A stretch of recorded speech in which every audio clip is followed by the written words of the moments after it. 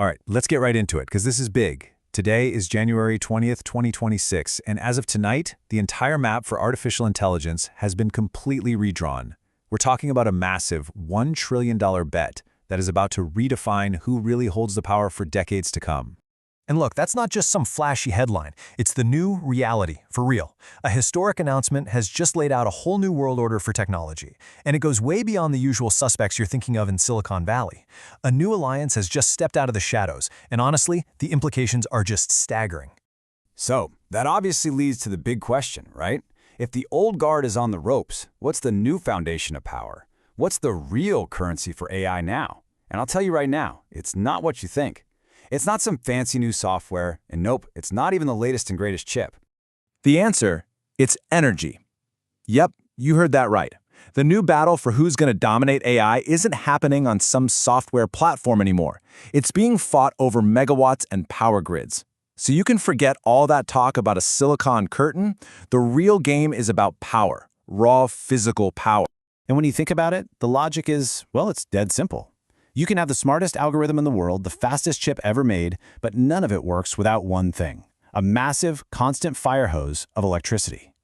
Energy is the ultimate bottleneck, and a handful of countries have just realized that their biggest bottleneck is also their greatest weapon. And this is where we get to the core idea behind this whole seismic shift. It's called sovereign AI. Basically, you've got these energy-rich nations, think oil, gas, solar, who've decided, hey, why are we just selling our energy for cash? Instead, they're plugging that energy directly into building their own AI infrastructure. They're cutting out the middleman to build their own tech destiny on their own turf. So, you're probably wondering, okay, how are they actually pulling this off? Well, that's the midnight announcement we talked about. A new global alliance just dropped that completely rewires how money and tech move around the planet. And to be clear, this isn't some white paper or plan for the future. It is happening right now. And get this, the players in this alliance are a wild mix. You've got the biggest energy giants on the planet, like the Saudi PIF, teaming up with the absolute best infrastructure and construction firms in the world. And to top it off, they've brought in the leading chip companies too. They've basically built a one-stop shop with a single, massive goal: to create a completely independent AI empire from the ground up. This chart really breaks down just how smart this move is. The old way? You sell your oil, you get dollars, then you go hat in hand to big tech to rent their computers. Problem is, they can cut you off anytime. The new way? It's genius. You take that energy and turn it directly into computing power yourself. You build your own thing, and suddenly no one can pull the plug on you. So what's the end game here? It's all about building what they're calling AI fortresses. And that's exactly what they are. Think massive, completely self-sufficient tech strongholds built right on their own land, running on their own power. The whole point is to be totally independent, totally immune to anyone else's political games or sanctions. And okay, a strategic shift is one thing, but this is translating into some serious real-world action. We're not just talking about emails and deals. This is kicking off what might be the single biggest infrastructure boom we have ever seen. I mean, a supercycle of building things on a scale that's just hard to even wrap your head around. And the money behind this? It's just staggering. We are talking about an initial commitment of $1 trillion. And let's be super clear, this isn't a bunch of venture capitalists hoping for a return.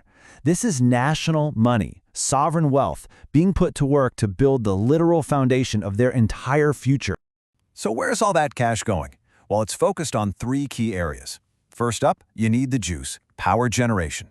We're seeing a massive demand for things like offshore nuclear power barges, anything that can deliver a ton of reliable power. Second, you got to move that juice, the power grid. You can't run the future of AI on old wires, so they're pouring money into modernizing high-voltage transmission lines.